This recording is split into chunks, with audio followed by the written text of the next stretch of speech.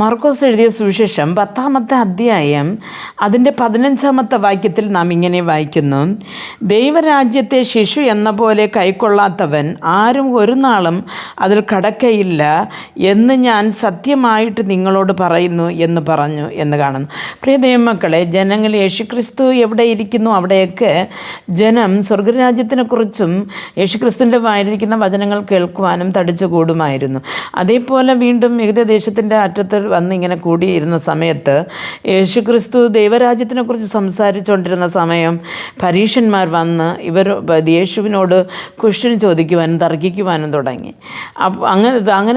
അങ്ങനെ ക്വസ്റ്റ്യൻ ചോദിച്ചു അങ്ങനെ പറഞ്ഞുകൊണ്ടിരിക്കുന്ന ആ സമയത്ത് കുറേ അമ്മമാർ തൻ്റെ മക്കളെ അനുഗ്രഹിക്കേണ്ടതിന് യേശുവിനടുക്കലേക്ക് കൊണ്ടുവന്നു.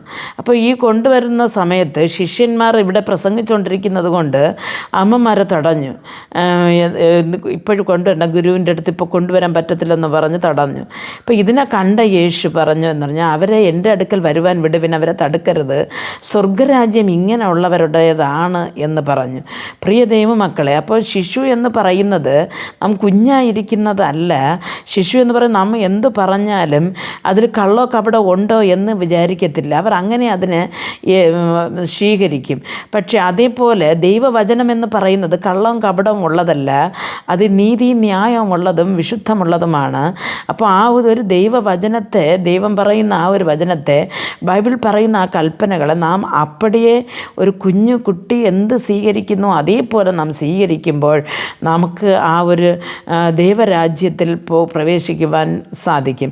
പ്രിയ ദൈവമക്കളെ, അല്ലാതെ നമുക്ക് അറിവ് പെരുത്തുപോയി എന്ന് വിചാരിച്ചിട്ട് ഇന്ന് നമുക്കറിയാം പല ബൈബിളിലെ ചില വാക്യങ്ങൾ എടുത്തു വെച്ചുകൊണ്ട് അങ്ങോട്ടും ഇങ്ങോട്ടും തർക്കിച്ച് ചെളിവാരി എറിയുന്ന ഒരു വിശ്വാസ സമൂഹത്തെയാണ് നമുക്ക് കാണുവാൻ സാധിക്കുന്നത്. അതല്ല, വചനത്തിൽ എന്തു പറയുന്നു, ക്രിസ്തു എങ്ങനെ ജീവിച്ച് കാണിച്ചു, ആ ഒരു മാതൃക ജീവിതത്തിൽ കൂടെ നാം മുമ്പോട്ട് പോകുമ്പോൾ സ്വർഗരാജ്യത്തിൽ നമുക്ക് പോയി ചേരുവാൻ സാധിക്കും.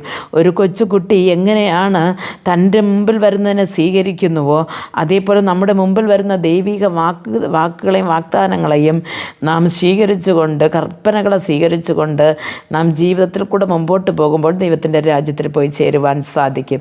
അതിലേക്ക് വേണ്ടി കർത്താവ് നമുക്ക് ഓരോരുത്തർക്കും കൃപ നൽകട്ടെ. പ്രാർത്ഥിക്കാം.